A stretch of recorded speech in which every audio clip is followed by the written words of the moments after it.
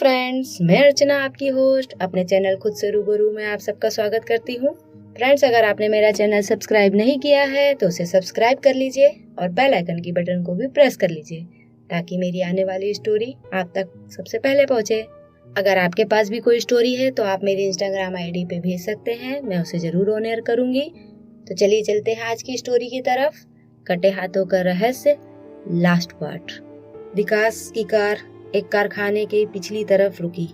वह अनिद्रा सी कार से उतरा और कारखाने के पिछले दरवाजे से इस तरह भीतर चला गया जैसे वह सारे रास्ते जानता हो। शनिवार की छुट्टी होने के कारण कारखाना बंद था। उसके मुख्य द्वार पर केवल 2 गार्ड ड्यूटी पर थे। कारखाने के दाहिने पर एक ऑफिस नुमा कैबिन था। विकास ने वहां रखा लॉकर खोला और उसमें रखी नीली फाइल और एक कागज के बंडल को बाहर निकाल लिया। इसके बाद वह जिस तरह भीतर आया था उसी राह से वापस कार तक जा पहुंचा। कार ड्राइव करता हुआ पुलिस विभाग के उस ऑफिस में जा पहुंचा जहां वरिष्ठ पुलिस अधिकारी और 5 ऑफिसर हरबंस तोमर से पूछताछ कर रहे थे। आलोक भी वहीं था। कार से उतरकर नजर नीचे किए विकास ने ऑफिस में घुसना चाहा, मगर बाहर खड़े एक कांस्टेबल ने उसे रोक लिया। अंदर कहाँ घुसे चले जा रहे हो? अंदर मीटिंग चल रही है।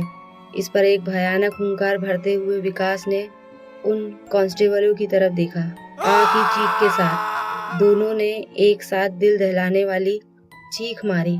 एक वहीं बेहोश होकर गिर पड़ा और दूसरा अपनी जान बचाने के लिए भागा। विकास उसकी तरफ ध्यान न देकर ऑफिस में प्रवेश कर गया। ये चीख कैसी है? एसपी माथुर बाहर से आई चीख को सुनकर चौंके। वह अपनी जगह से हिल भी न सके थे कि तभी भड़ाक से दरवाजा खुला और विकास ने भीतर कदम रखा। उसके साथ में एक नीली फाइल और कागजों का एक छोटा सा पुलिंदा था। विकास? आलोक अपनी जगह से उठ खड़ा हुआ, मगर जैसे ही विकास ने वहां बैठे सज्जनों की तरफ देखा, सभी के हलक से घुटी घुटी चीख निकल पड़ी। उफ, कितना खतरनाक चेहरा है। सड़े गले चेहरे पर 2 चमकदार सफेद आंखें। हरबंस तोमर का जिस्म उसे देखते ही जूड़ी के मरीज की तरह कांपने लगा। केवल आलोक ही ऐसा था जो शांत और गंभीर मुद्रा में खड़ा सामान्य नजर आ रहा था। कौन हो तुम? हरबंस ने कांपते हुए पूछा। पहचाना नहीं मुझे? विकास के हलक से ऐसी आवाज निकली जैसे मौसम की खराबी से रेडियो की आवाज बिगड़ जाती है। मैं मंजीत कौर, जिसे तूने कार एक्सीडेंट में मार डालना चाहा, मगर मैं जिंदा बच गई। तब तूने सुनसान जंगल में मेरे जिस्म के टुकड़े टुकड़े करके तालाब में फेंक दिए थे। भूल गया? वहां मौजूद सभी लोग हैरत से मुंह फाड़े इस आश्चर्यचकित घटना को सुन रहे थे। मैं किसी मंजीत कौर को नहीं जानता। मैंने किसी का खून नहीं किया। जवाब में विकास ने दरवाजे से ही हाथ में पकड़ी फाइल और कागज का पुलिंदा फेंका, जो एसपी के ठीक सामने मेज पर गिरा। देख लो एसपी, ये तोमर का बच्चा कितना सच्चा है। कांपती उंगलियों से एसपी ने फाइल खोलकर देखी। उसमें रखे डॉक्यूमेंट से साबित होता था कि मंजीत कौर हरबंस तोमर की पर्सनल सेक्रेटरी थी। कागजों पर सरसरी निगाह डालने से ही एसपी को पता चल गया कि वे सभी प्रेम पत्र थे। तभी विकास के शरीर में घुसी मंजीत की रूह बोली, इसने मुझसे प्रेम का नाटक किया। जब मैंने इससे शादी करने का प्रस्ताव रखा तो इसने मुझे मौत दे दी। ये सारे सबूत मरने से पहले मैंने इसके स्टील फैक्ट्री के ऑफिस के लॉकर में रख दिए थे। ये झूठ है। हरबंस ने एसपी के हाथ से फाइल झपट कर फाड़ दी।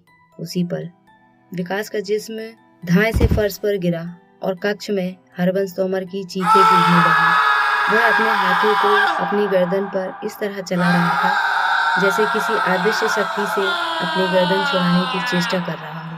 उसकी आंखें बाहर को उबल आई थी और चेहरा लाल हो उठा था, मानो पूरे जिस्म का लहू चेहरे पर इकट्ठा हो गया हो।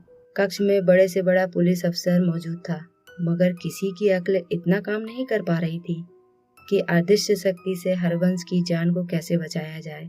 आखिर हरबंस तोमर ने इतने लोगों की मौजूदगी में प्राण त्याग दिए। मंजीत कौर ने अपने हत्यारे से अपनी मौत का बदला ले लिया था। उस दिन के बाद विकास को कभी मंजीत का भूत नहीं दिखाई दिया। उसने सुखविंदर को भी उसकी बहन की मौत की सूचना देकर बुला लिया था। और सारी सच्चाई बता दी थी। सुखविंदर के लिए ये घटना अविश्वसनीय थी, मगर जो लोग इस घटना के गवाह थे उन्हें झुठलाना नामुमकिन था। पुलिस डिपार्टमेंट ने मंजीत कौर की लाश सुखविंदर को सौंप दी।